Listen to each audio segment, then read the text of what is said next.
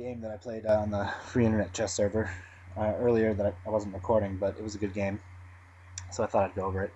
And the two videos tonight, and I think one the other day even, we're going to have a bit of a theme, which is the attacking power of the two bishops on open diagonals pointed at the king. So um, let's get into it. I played one d4. I was white. My opponent played d5, c4, Queen's Gambit. Queen's Gambit accepted. I usually play e3 here, although I think technically against people who know what they're doing, e4 is the best. But I like to play e3, opening the bishop on this pawn here, and just to see if my opponent will try to defend it with b5, which fails to a4, because if a6, then a takes, a can't, and then he can't recapture because his rook will hang. And if c6, a takes, c6 is also impossible because of queen f3. Where if your opponent is particularly clever, they'll find bishop b7, and they'll only lose a bishop, because after queen takes bishop, then knight d7 holds on to the rook, but then you'll just be up a piece. And if they're not particularly clever, then they'll just give up and drop this whole rook and try to fight on from there. So I like to just play e3 and allow for the possibility of this queen f3 move in the beginning, just to see if my opponent knows the opening. And this one didn't, although he didn't try to defend with b5. Knight a3 is a good resource here. He can't now defend with b5, even though a4 is blocked because the knight just grabs b5, and he doesn't really have any more resources. I mean, he could put his queen here on d5, but then after queen a4 check, I have enough to win the piece, to win the pawn back. So there's really no good way to hold on to the gambit pawn, and that's something that people who haven't really studied openings don't know. So, but anyway, he backed off and played bishop d7, wasting a tempo, and allowing me to grab the pawn and get my knight on a nice square on c4 out in the opening. So h6, I see a lot of people sort of at maybe at lower levels. I'm sort of at a lower level on the free internet chess server because I haven't played. I haven't really played. I just sort of started playing rated games on there. So h6 and a6, they like to prevent knights and bishops from coming to g5 and pinning them. So, but in the early game, I think that's probably a waste. So he plays. I just develop knight f3, e6, b3. I've been sort of experimenting with the b3 bishop b2 setup in the Queen's Gambit. I know it looks maybe like this bishop is stuck, but behind the pawn chain. But that always has prospects to be opened up later when these center pawns advance. So, and it's worked out very well. I've had a lot of success having this bishop develop to b2. So, bishop b2, just some development here.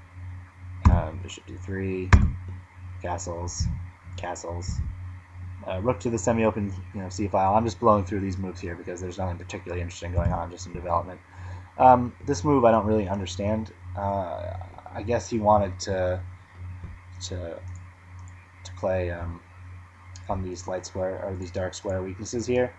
But even if that were the case, even if I had thought that was a particular problem for me, I could just easily play, bishop c3 and either kick that knight out or, exchange my quote-unquote bad bishop if he wanted to play bishop takes, rook, then rook takes, and my bad bishop is gone.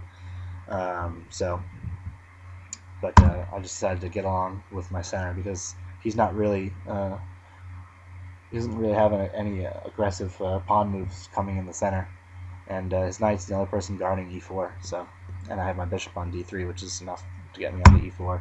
And now he plays bishop c8. I have no idea why he played this move. If it was a mouse slip, if he picked it up, like he picked up that bishop and put it back down, but accidentally moved it there, or if he thought he could get it out onto b7, I have no idea. It seems like he's just wasting another tempo.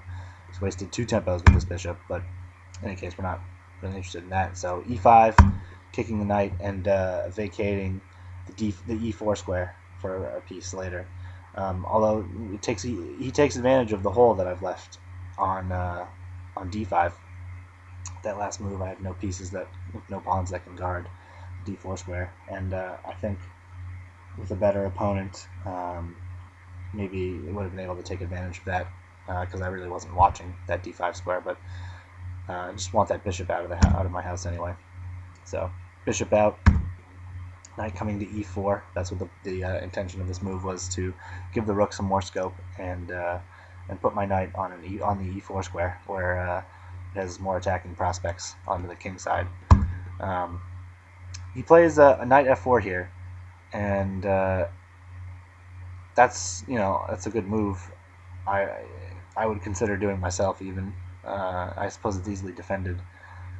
But you'd like to trade that light square bishop off, which has a nice view of the king, and of course I'm not interested in doing that, so I just played bishop c2, and now this is sort of a turning point, a key part of the game, where I have these two bishops pointing at his king side. It's sort of a theme of the two games that I played tonight.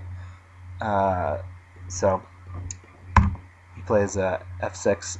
I didn't really want the isolated. I didn't really want to have to face f6. E takes ef. Bishop takes f6, and then sort of a lot of pressure on my d5 pawn right away. Although after these exchanges on the e5 square, he ends up getting the pressure anyway. And he has to move his knight back, which blocks the queen's point, which blocks the queen's view of the d5 pawn, but the d4 pawn. But that could have been annoying for me to have to watch over this d4 pawn. But at the moment, I'm fine with it. So rook g4. I'm just hoping at this point to get view of the f7 pawn. And at first I thought that if he played something like e5, then I would just move bishop back to g3 here and still have view of that f7 pawn. And he did. He played e5. But then once he played it, I thought, for the first time